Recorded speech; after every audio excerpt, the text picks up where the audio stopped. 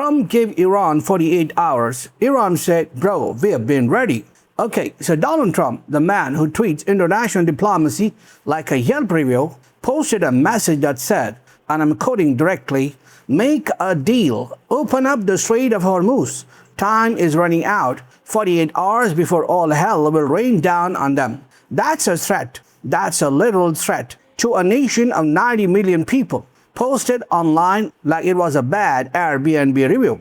And Iran's response was basically, sir, this is a war zone. We've been in a war zone. We are the war zone. Please proceed. Let's talk about what is actually happening here, because the media is either dunking on Trump or being dramatic slow-motion footage of explosions, and nobody is giving you the full picture, so buckle up. Here's the thing about Trump's 48-hour ultimatum. It's not the first one. It's not even close.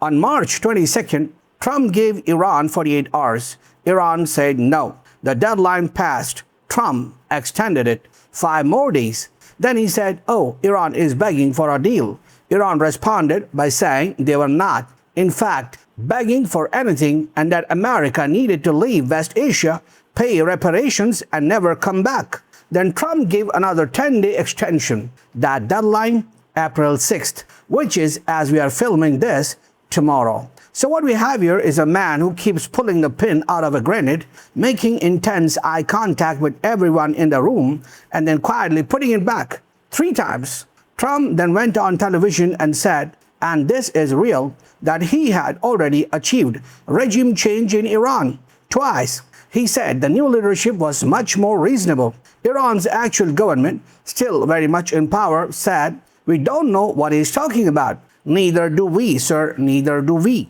Now here's where it gets real. While Trump is posting ultimatums on Truth Social like it's a group chat, the actual war has been going on for over 5 weeks. Iran has been launching ballistic missiles, hypersonic missiles, attack drones, the full playlist. In just the last 48 hours, Iran claims it shot down 3 American fighter jets and multiple drones. 15 American fighter jets have reportedly been destroyed in Iranian strikes throughout this conflict. America has been hitting civilian infrastructure, power plants, bridges. A bridge that cost nearly more than $400 million, considered the longest in West Asia, gone. Trump personally posted a photo on Truth Social with the caption, more to come. And the Iranian public's reaction to all of this, protests in the streets, but not anti-government protests. Pro-resistance protest. People holding signs that read, 48 hours is enough to make hell. Just remember Saddam Hussein's 72 hours. That's a reference to the Gulf War. They're not scared. They are citing history at you. Meanwhile, over 11 million Iranians have reportedly signed up as volunteers to fight. They are calling it Jafta, a Persian word meaning those who sacrifice themselves. 11 million volunteers. Now here's what's actually interesting, and what the cable news ticker will never tell you. America sent a 15-point proposal to Iran. 15 conditions, including opening the Strait of Hormuz. Iran's response, we also have conditions. Get out of West Asia, pay for the damage, guarantee no future attacks. Pakistan stepped in as a mediator. Prime Minister Shehbaz Sharif called the Iranian president.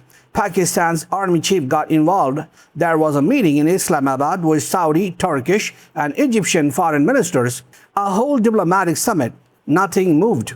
Because here's the thing. Iran's foreign minister recently posted that Iran never refused to go to Islamabad. He said Iran is ready to talk, but only to end this illegal war, not to surrender, not to make concessions, to end it. That is a very different conversation than what Trump is describing. And here's a military reality that even CNN's intelligence sources are quietly admitting.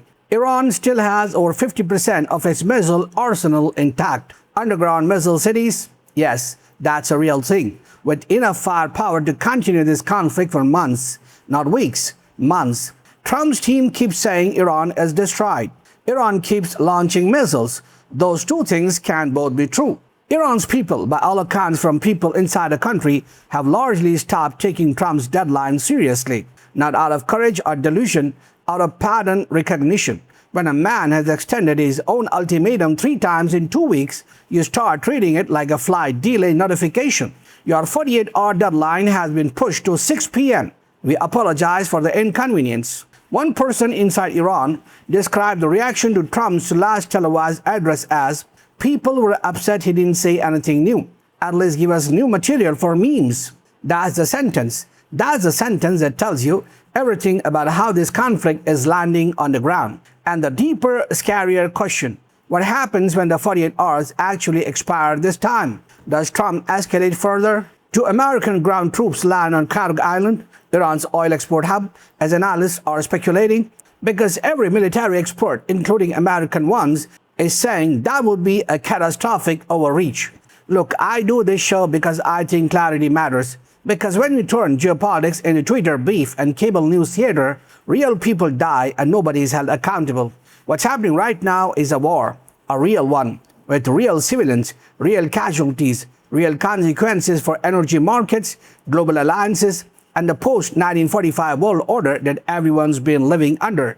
The next 48 hours will tell us something, whether Trump blinks again or whether something genuinely catastrophic unfolds. Stay informed, think critically, and please, for the love of everything, don't get your foreign policy analysis from a Truth Social post. I'll see you on the other side. Thank you for watching. If you like the video, hit the like button, share with your friends, and do subscribe to the channel.